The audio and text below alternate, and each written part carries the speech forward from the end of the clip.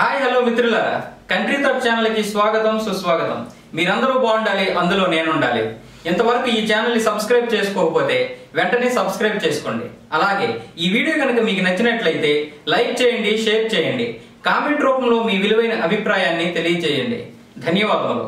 కళ్యాణి రామచంద్ర నాయర్ దంపతులకు తమిళనాడులోని చెన్నైలో ప్రథమ సంతానంగా 1948వ సంవత్సరం నవంబర్ 30వ తేదీన జన్మించిన కేఆర్ విజయ్ గారి అసలు పేరు దేవనాయకి. రామచంద్ర నాయర్ ఆర్మీలో ఉద్యోగి కాగా తల్లి కళ్యాణి గృహిణి.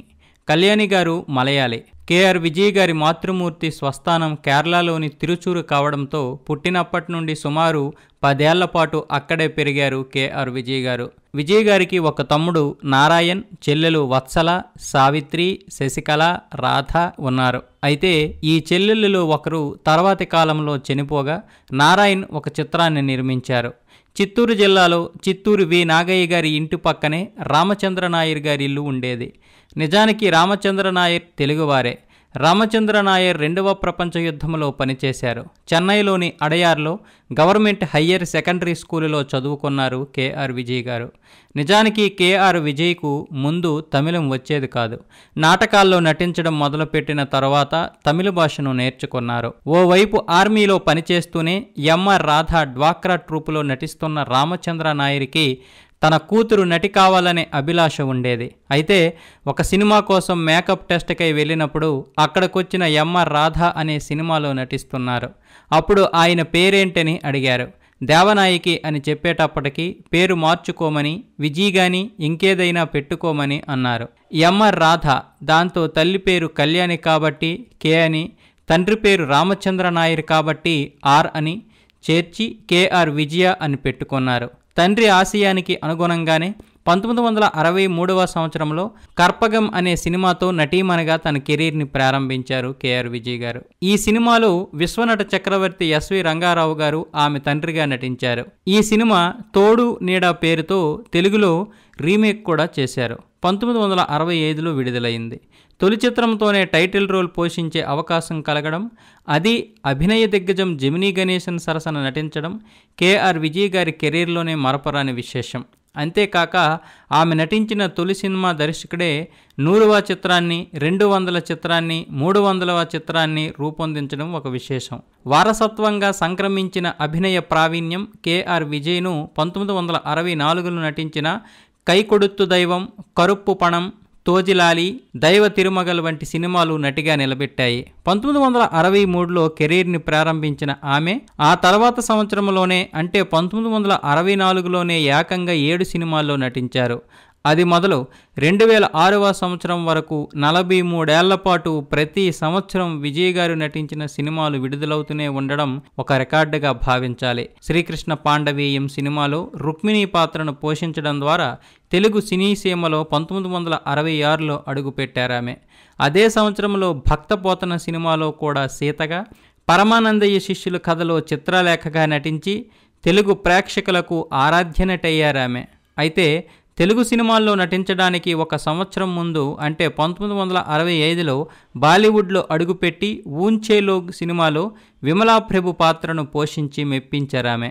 1969లో 5 తమిళ సినిమాలతో పాటు 6 తెలుగు చిత్రాల్లో నటించడం కేఆర్ విజయ్ గారికి రోజుకి ఎన్ని గంటలు పనిచేసేవారో కూడా తెలియదంట. కేవలం 9 ఏళ్ల వ్యవధిలో 1972లో తమిళంలో కన్నమ్మ సినిమాలో టైటిల్ రోల్ పోషించడంతో 75వ మైల్ రాయిని దాటేశారు కేఆర్ విజయ్ గారు. ఒక దశాబ్ద కాలంలోనే అంటే 1973లోనే తమిళ సినిమా చలకన్ని పాత్రతో 100 చిత్రాల్ని పూర్తి చేశారామె.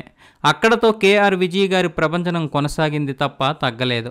తమిళ సినిమా గ్యాస్ లైట్ మంగమ్మ 125వ చిత్రం కాగా 1978లో నటించిన అన్నపూర్ణి 150వ సినిమా.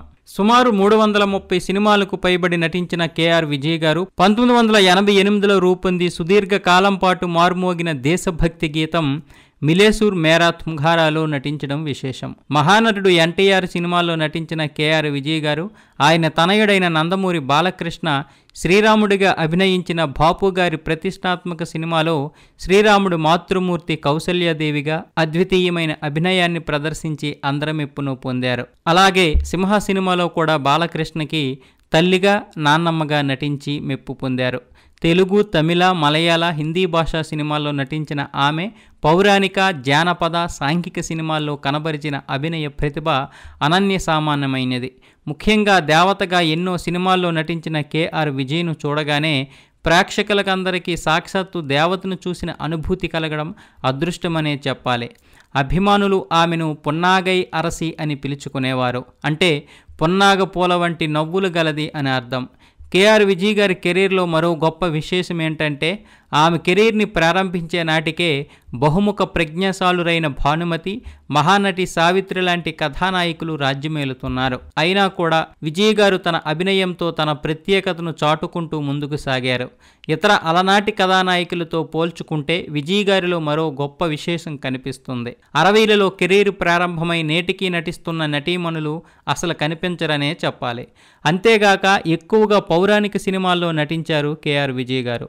తమిళంలో శివాజీ గణేశన్, జమినీ గణేశన్, తెలుగులో ఎన్టీఆర్ సినిమాల్లో ఎక్కువగా నటించిన కేఆర్ విజయ్ గారు వారి నుండి తాను ఎంతో నేర్చుకున్నానని వినయంగా చెబుతారామె. ఇక వ్యక్తిగత విషయానికి వస్తే సుదర్శన్ ట్రేడింగ్ కంపెనీ CEO, సినీ నిర్మాత అయిన మదత్తెల్ వేలాయుధునని 1966లో ప్రేమించి పెళ్లి చేసుకున్నారు ఈమె. మలయాళ సూపర్ స్టార్ మోహన్ లాల్ మామగారైన బాలాజీ నిర్మించిన ఒక సినిమాలో కేఆర్ విజయ్ గారు నటిస్తుండగా వేలాయుధన్ దానికి ఫైనాన్సియర్గా పనిచేశారు. దీంతో అక్కడ వీరిద్దరికీ పరిచయం ఏర్పడింది. అప్పటికి విజయ్ గారి వయసు కేవలం 17 ఏళ్లే. అయితే అప్పటికే కేఆర్ విజయ్ గారు పాపులర్ కావడంతో ఇద్దరూ రహస్యంగా పెళ్లి చేసుకున్నారు. అప్పటికి కేఆర్ విజయ్ గారు ఇండస్ట్రీకి వచ్చి కేవలం 2-3.5 ఏళ్ళు మాత్రమే అయ్యింది. ఆ తర్వాత విజయ్ గారు 8 నెలల గర్భవతిగా ఉన్నప్పుడు భార్యాభర్తలిద్దరూ సీన్లోకి వెళ్లారు. అక్కడ ఫ్లైట్ దిగుతుండగా ఎవరో ఫోటో తీసి ప్రచారం చేయడంతో కేఆర్ విజయ్ గారు వేలాయుధన్ పెళ్లి చేసుకున్నట్లుగా అందరికీ తెలిసిందే. వీరికి 1967లో హేమలత అనే కూతురు కలిగింది.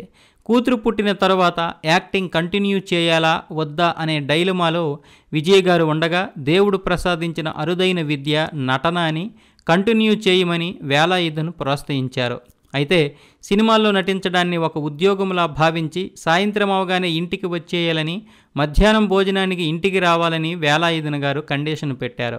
దీంతో విజయ్ గారు కుటుంబం అంతా మధ్యాహ్నం, రాత్రి ఖచ్చితంగా కలిసి భోంచేసేవారు. అందుకే బంధాల మధ్య ప్రేమానురాగాల్ని వారు ఎప్పుడూ కోల్పోలేదు. వేలాయుధన్ గారు సుమారు 60 చిత్రాల వరకు నిర్మించారు. అప్పట్లోనే విజయ, వేలాయుధన్ దంపతులకు సొంత విమానం, వాడ, హోటల్స్ ఉండేవి. వేలాయుధన్ తన 82 ఏళ్ల వయసులో 2016 మార్చి 26వ తేదీన కన్నుమూశారు. అయితే నటీమణిగా ఇంత ఉన్నతమైన కెరీర్ని పొందిన కేఆర్ విజయ్ గారు చదువుకున్నది 2వ తరగతో 3వ తరగతో అంతే.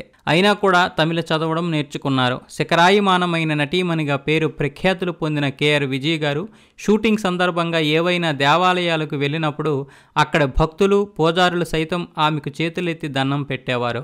అయితే ఆశ్చర్యకరమైన విశేషం ఏమిటంటే అనితర సాధ్యమైన గొప్ప స్థాయిని పొందినప్పటికీ వినయ విధేయతలతో మాట్లాడడం ఆమెకు మాత్రమే సాధ్యమైన భూషణం. కేఆర్ విజయ్ గారు నిండు 100 ఏళ్ళు ఆయురారోగ్యాలతో బ్రతకాలని మనము మనస్ఫూర్తిగా మన కంట్రీ థాట్ ఛానల్ ద్వారా కోరుకుందాం. ఈ వీడియో కనుక నచ్చినట్లయితే లైక్ చేయండి, షేర్ చేయండి, కామెంట్ చేయండి. సబ్స్క్రైబ్ చేసుకోకపోతే వెంటనే సబ్స్క్రైబ్ చేసుకోండి. అలాగే మనం పెట్టే ప్రతి వీడియో నోటిఫికేషన్ రావాలంటే తప్పకుండా బెల్ ఐకాన్ క్లిక్ చేయండి. తెలుగు వారికి వందనం, తెలుగు జాతికి అభివందనం. భారత్ మాతా కీ జై. జై Hind. Hi, this is Roja. For more interesting updates, please subscribe Country Thoughts. Hi, నేను మీ వేణు. మీ అభిమాన హీరోల బయోగ్రఫీ కోసం please subscribe country thoughts. Hi friends, నేను మీ రచరవి. ఫ్రెండ్స్, మీకు ఇంట్రెస్టింగ్ వీడియోస్ కోసం please subscribe country thoughts. Hi అండి, నేను మీ fun bucket Bharat. Please subscribe to country thoughts. Hi friends, నేను మీ Devenani. Please subscribe country thoughts. Please subscribe and share country thoughts. Hi అందరికీ నమస్కారం, నేను మీ Madhupriya. Please subscribe to country thoughts YouTube channel. Hi అండి, నేను మీ fun bucket Bhargav. Please subscribe to country thoughts for more interesting updates. కింద గంట కొట్టియండి.